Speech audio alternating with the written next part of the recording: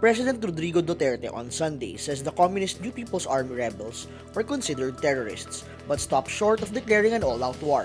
Duterte makes the remarks after he visited the wake of 3 slain soldiers at Camp Evangelista in Cagayan de Oro City.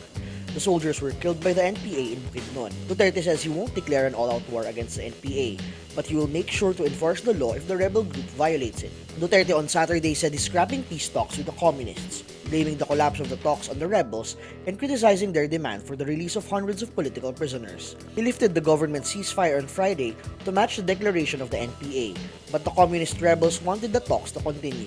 Ngayon, kung ayaw ninyong bumalik, you are fugitives, I will cancel your passports and will inform the international police for an international warrant.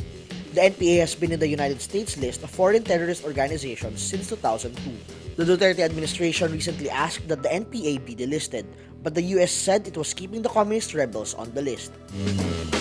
Malacanang on Sunday says the Catholic Bishops' Conference of the Philippines is out of touch with the sentiments of the people who support the war on drugs. This after the CBCP denounced the supposed reign of terror in the Duterte administration's drug war. Presidential spokesman Ernesto Abella says there is no reign of terror in the Philippines, but a reign of peace. He adds church leaders should contribute to the reign of peace by building strong moral character among the faithful. Lingayen Dagupan Archbishop Soc Villegas earlier said, quote, "We, your bishops, are deeply concerned due to many deaths and killings in the campaign against prohibited drugs." United States President Donald Trump draws fire from both Republicans and Democrats Sunday after he defends a softer stance on Russia. In a television interview, Trump says he respects Russian President Vladimir Putin. Asked about Putin's alleged links to the extrajudicial killing of journalists and critics, Trump says, quote, "There are a lot of killers. We have a lot of killers. You think our country is so innocent?" Republican Senate Majority Leader Mitch McConnell is quick to criticize Trump's remarks and calls Putin a thug.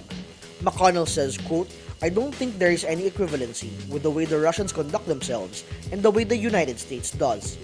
In December, U.S. intelligence agency said Russia conducted a hack and release campaign to swing the U.S. election in Trump's favor.